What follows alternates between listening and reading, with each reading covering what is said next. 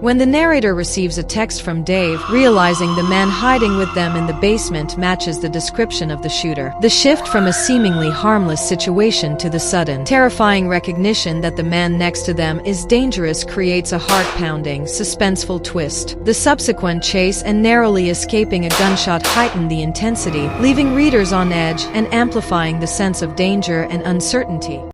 17 children died in a fire at a school.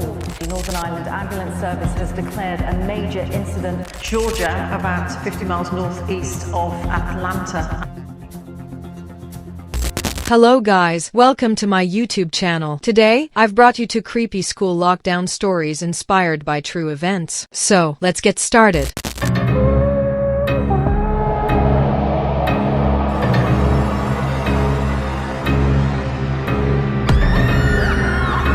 It was a typical boring day in calculus. It was Friday, 7th period, meaning the week was almost over, and spring break was finally upon us, so everybody was getting antsy in their seats. We didn't have a test that day, unlike a lot of my friends in other classes, so our teacher decided to start playing games with us on sporcila.com. He was a very laid-back teacher like that. As we were doing some brand logo quiz, I remember the exact moment it happened. Right after my friend answered a question, the dean's voice came through the loudspeaker. He sounded panicked and frantic as he told all the teachers this was not a drill and to go into lockdown. I actually got chills and goosebumps on my arms as our usually laid-back teacher also seemed panicked. He ran to turn off the lights and ushered us to the back corner of the room. We all sat in silence for about 2 minutes. Then, the usual buzzing from a panel in the back of the room stopped, indicating that the school had cut all the power. We looked at each other, realizing this must be serious. A few minutes later, we heard a man screaming at the top of his lungs coming down the hallway. 2 girls in the class started crying, making all of us even more scared. The screaming got closer to the classroom, and the man started banging on the lockers, shouting, "I'll kill all of you." At that moment, I began to fear for my life. Our teacher shushed us, and we all exchanged nervous glances. 2 girls in the class started crying, making all of us even more scared. The screaming got closer to the classroom, and the man started banging on the lockers, shouting, "I'll kill all of you." At that moment, I began to fear for my life. Our teacher shushed us, and we all exchanged nervous glances, screaming like a lunatic until we could no longer hear him. About 10 minutes later, though it felt like half an hour, the dean came back on the loudspeaker. He explained that a mentally unstable person had entered the building and assaulted the woman at the front desk. Staff wasn't sure if the man was armed, but a sweep of the hallways and classrooms couldn't find him. The dean instructed teachers to keep doors locked and not let any students leave.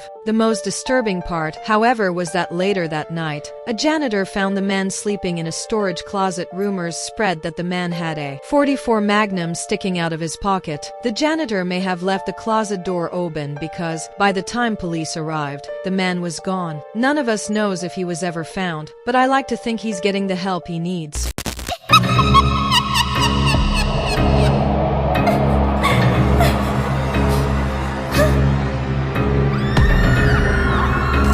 I'm 22, fresh out of college, and recently got a job at my old high school as a computer intern in the school basement. The basement is messy and disorganized, but the office down there is actually very nice. I share it with 2 co-workers, Dave and Gary. The office has 3 desks, mini fridges, a flat-screen TV, and good air conditioning, which is a luxury in the school. One day, I was eating my lunch when I got a call from the front office telling me the school was on lockdown and that someone possibly armed had entered the building. I turned off the lights in the office, though there wasn't much else I could do since the office didn't have a door and the basement door didn't have a working lock. I texted Dave and Gary, but they didn't respond. I sat in the dark, playing games on my phone for 20 minutes, waiting for an update. Then, the basement door creaked open. Someone started running down the stairs, and I crawled under my desk. Someone entered the office but didn't turn on the lights. Suddenly, my phone dinged with a text, and I felt my heart drop. Footsteps approached until until someone grabbed my arm and pulled me up. It was a man in a red plaid shirt and a cap.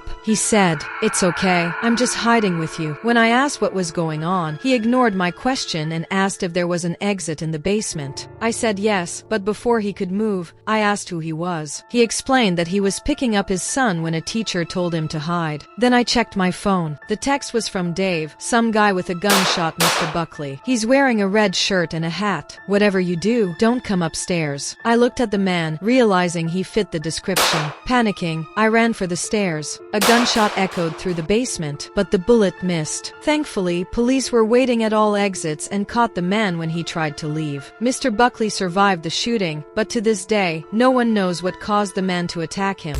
I hope you can enjoy this video. If you did it, please like it, subscribe to the channel and let me know your favorite part in the comments below. I'll see you in the next video. Until then, goodbye.